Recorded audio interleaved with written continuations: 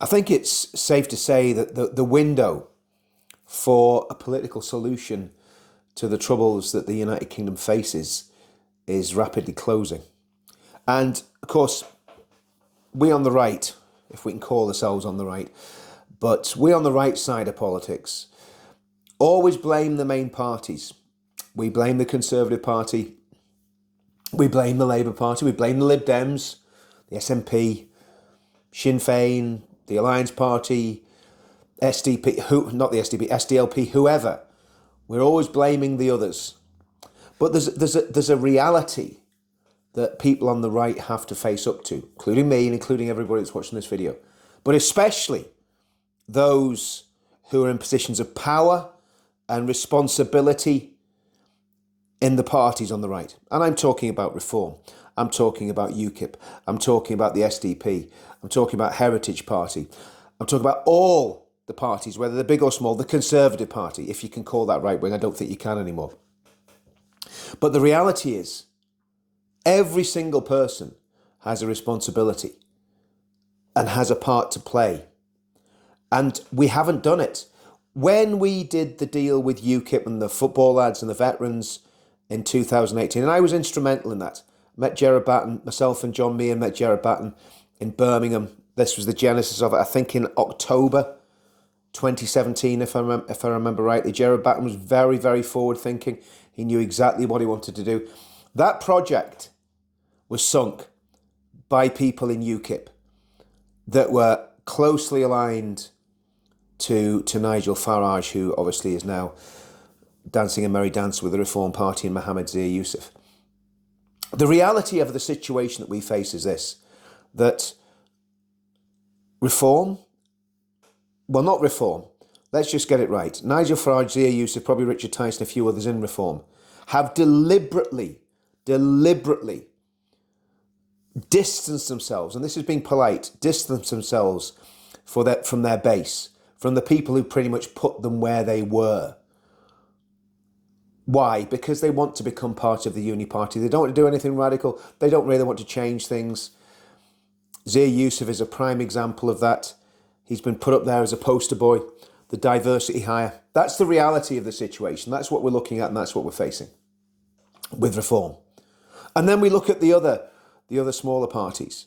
And there has to be a coming together. If anything's going to work on the right, there has to be something to replace, not necessarily Reform, but to replace Farage, Youssef and Tice within Reform. There has to be a mechanism to do that. And that means the smaller parties have to come together. If the smaller parties don't come together, well then they're as much part of the problem as everybody else. And the reason this is important, and the reason that I keep banging on about this, I've spent the last 2 weeks in Ballymena. And there's a logic to Ballymena that a lot of people, me included, do not feel at all comfortable with. But we can't argue with that logic. And the logic of Ballymena is this.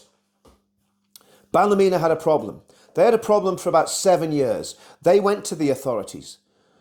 Men did surveillance in their spare time. They didn't attack them. They didn't do anything violent. They did surveillance and they infiltrated the criminal mafia that was made up of Roma Gypsy migrants, illegal or legal, I don't know. By the looks of it, mainly illegal. So this mafia existed in Ballymena, which is a sleepy little market town. Yes, it's had its problems during the Troubles. All towns in Northern Ireland had the problems during the Troubles. But for the last 25 years, it was a peaceful town. Unemployment, poverty, all the usual issues that you get in small towns throughout Northern Ireland. But it was no different to Bangor, it was no different to Newtownards, it was just one of those nice, quiet, small towns. This problem moved into Ballymena, and it wasn't all Roma Gypsies. I interviewed Roma Gypsies that despised the gangs and what they were doing because they were as much taking the hand out of them as they were taking it out of everybody else. It wasn't about any other race. It was painted as race riot, and nothing could be further from the truth. But the people of Ballymena went to the police on a regular basis for 7 years, went to the councillors, went to the elected officials, did all the right things, ticked all the boxes, set up the little committees, the little steering groups, got the community leaders involved. What happened? Nothing. Nothing happened until the alleged indecent, I'm saying alleged because we have to for legal reasons, the alleged indecent assault of 3 little girls. Then the town exploded. First of all, a massive peaceful protest. 2,500 people at that protest out of a population, 30,000? Massive turnout. Almost 10% of the townsfolk turned up in that car park. They then marched to the area where the Roma gypsies had been living. As far as I know, most of those criminals had been moved out. They'd been moved out by the police. The criminal gangsters had been moved out by the police and by the council, as far as I'm told. The people of Ballymena wanted to get down there to do a peaceful protest in the area where these gangsters lived.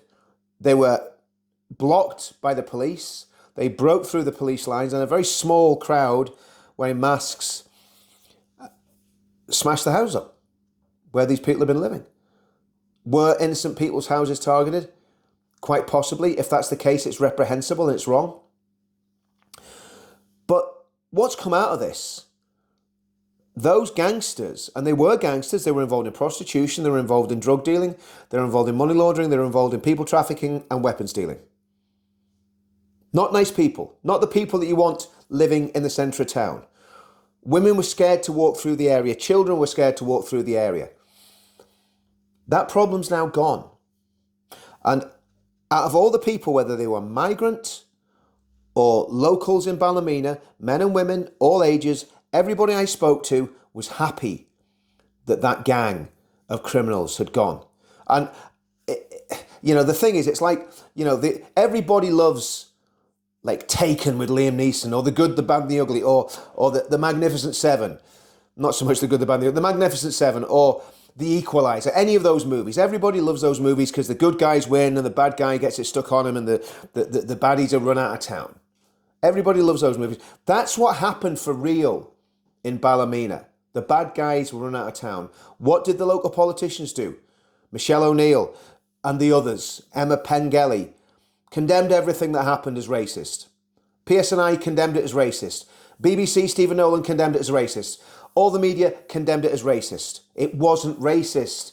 It was good people standing up against gangsters and criminals. That's what it was. Was the rioting wrong? Of course the rioting's wrong. It's never right to get involved in rioting and ruin your life. But the fact that the people stood up and took direct action, I'm not talking about the violence, they took to the streets and took direct action. The police should have removed those people from the town. Well, they did. They did remove them from the town, obviously, for their own protection.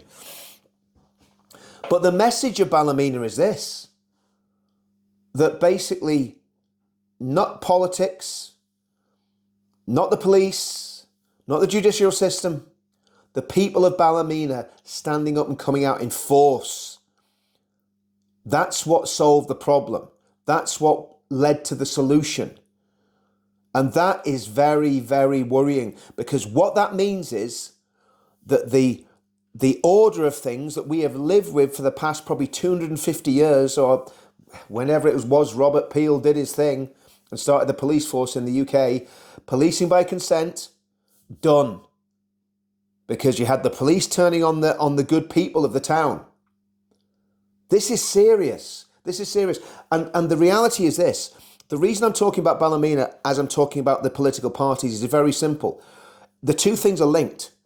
Because if there's no representation, there's no political voice, there's nowhere to go, there's nobody to go to, people will take the law into their own hands. That, of course, is wrong, but it's also inevitable and it's understandable. Yes, it's wrong, because what I don't want to see is young men going to prison. But the reality is, when they look at what's happened in Ballymena, and people will look at this right the way through the United Kingdom, probably further afield, and they will go, that worked. How do we do that?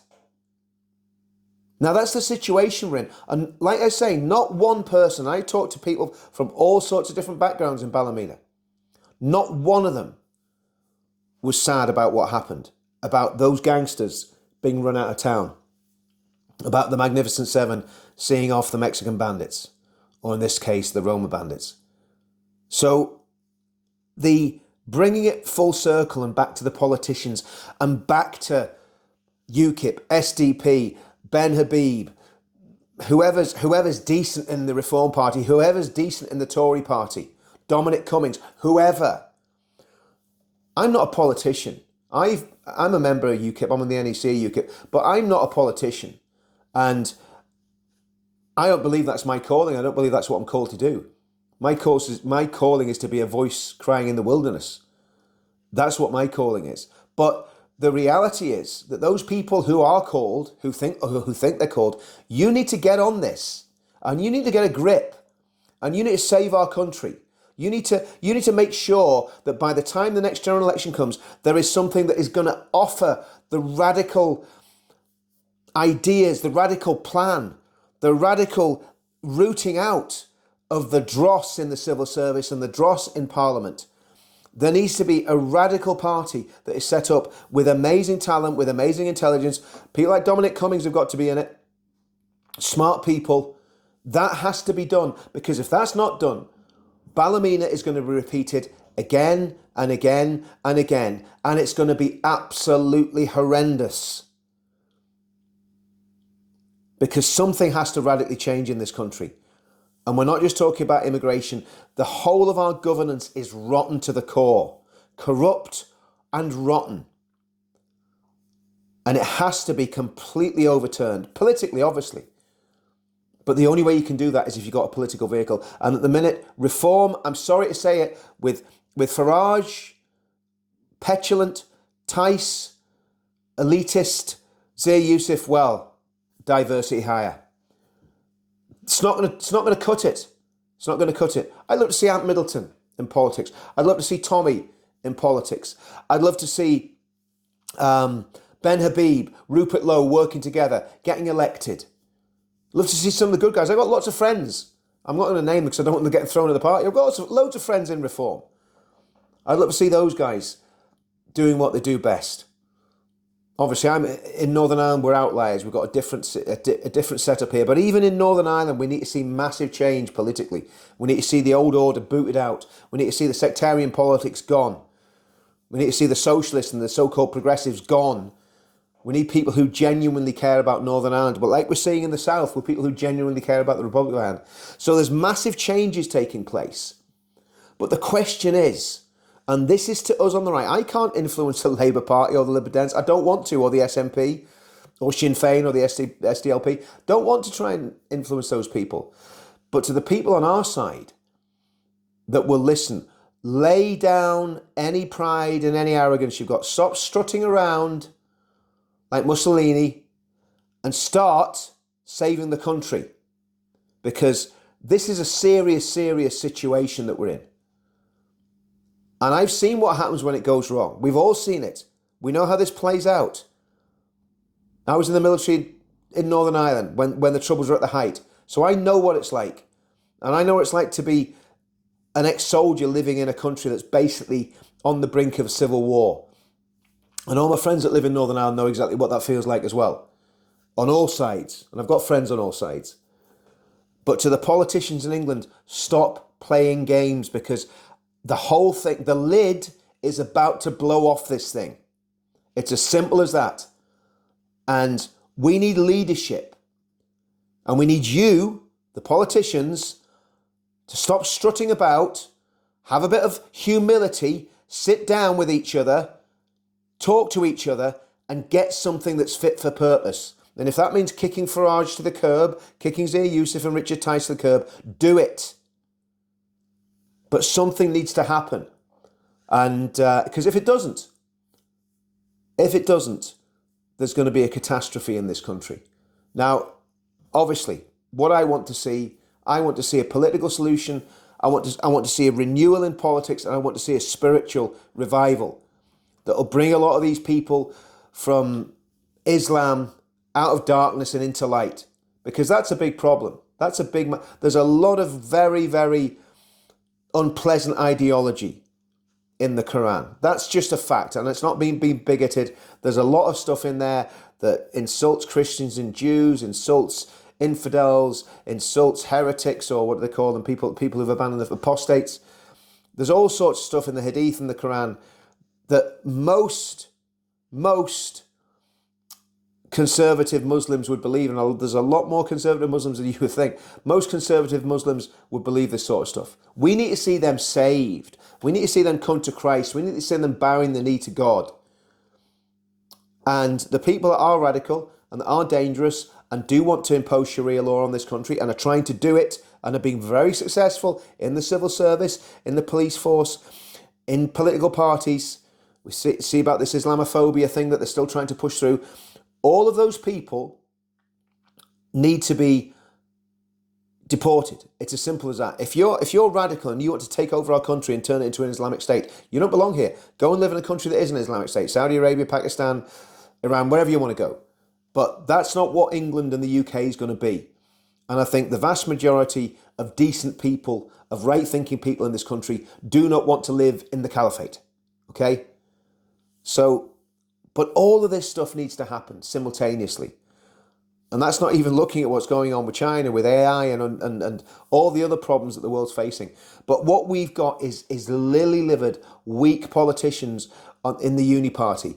And then on our side, we've got people who absolutely need to eat a little bit of humble pie and stop strutting, stop sticking the chest out, and start behaving like genuine, serious men and serious women that want to do something and want to make a difference. And you don't do that by being separatist and by saying we can do this on our own, because I'm going to tell you now, at the minute there is no one solution to this. There needs to be a coming together. And I've said that for months, and I keep saying it. There needs to be a coming together of right-thinking people who share the same agenda. Because there's no way the SDP are going to win the next general election. There's no way the Heritage Party are going to win the next general election. There's no way that UKIP are going to win the next general election. There's no way if Ben just does something on his own, is he going to win the next election? And even Reform, I don't think they're going to win it either, right? Doesn't matter about the polls. It matters what people do on election day. Especially if the Tory have a bit of a resurgence, because there's a lot of stuff going on there that could give them a bit of a shot in the arm. And for goodness sake, who would ever vote for the Conservative Party? I don't know.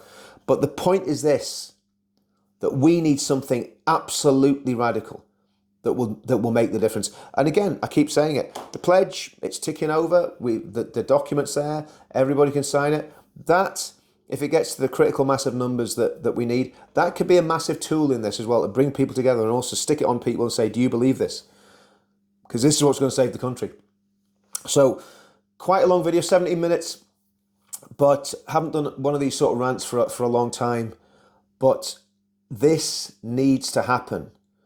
Otherwise, you're going to have Ballymena repeated all over the place. It's not far. One spark could set this thing completely up. And the reality of the situation is, politicians, this is your last chance. You are the last hope for this country to save it peacefully. After that, all bets are off. It's literally in God's hands. And I hope that God does intervene in revival. But then again, why should God intervene in revival in this country? When you look at the heinous legislation that our Parliament passed last week, abortion up until birth. Really? That's murder of babies. It's as simple as that. Well, in my opinion, all abortion is. But that's even more heinous. And then the assisted dying. Well, assisted dying used to be called murder. What has happened to our country? What has happened to our country? What is going on? Anyway, rant over. It's nearly Sunday, I think. So tomorrow we'll focus on spiritual things. I'm going to do a bit of a teaching on revival, probably about 8 o'clock again, similar to the time I did it last time. Have a good Sunday, everybody. And I'll see you all. By the time you're watching this, it'll probably be Sunday afternoon or something. So I'll see you all very soon when we do the revival stuff. And that's the only thing that's really going to save the country peacefully is a massive Christian revival. And I don't think we're there yet. Again, I've probably read about 30 books on revival in the last 20 years. Whether it's Lewis revival, Ulster revival, the Welsh revival, the revivals in the United States. And again, if you've ever experienced something like that, and for a very short period in 2008, there was a church run by Pastor Brian Madden, great guy, absolute superb individual, and he saw a revival in his church. didn't go on for too long, 3 months maybe. A lot of people got converted, a lot of people got healed, a lot of miracles happened, and the presence of God over that church, God just showed up in places and in people. The presence of God over that church was incredible. And I remember walking in there and you just felt you were almost stooped with the weight of the heavy presence of the Lord in that church. And one of the things about that revival, and I'll talk about this later on, one of the things about that revival was that while that was going on, while the presence of God was there very, very heavily on the people, an American pastor stood up in the church and says, is it just me or is anyone else finding it really difficult to sin? Now, he probably didn't say that right, probably didn't come out right, but that's what he said. And what he meant by that was that because the Spirit of God was so real and so manifest in everybody's life that was going to those meetings, you didn't have any desire to sin. You know, all the lusts of the flesh gone for that period. But then something happened with, you know, with the revival, and it lifted and it broke up, and I've never experienced anything like that since. But I want to experience that again because it was real, and that's what can change everything as well. So a bit of politics, a bit of religion. What do they say? Don't talk about religion or politics. That's why. That's why. Man. Don't talk about religion or politics. That's all I talk about, religion and politics. But there you go. But they're the most important things at the moment, aren't they? They're the most important things. Have a good Sunday. See you soon.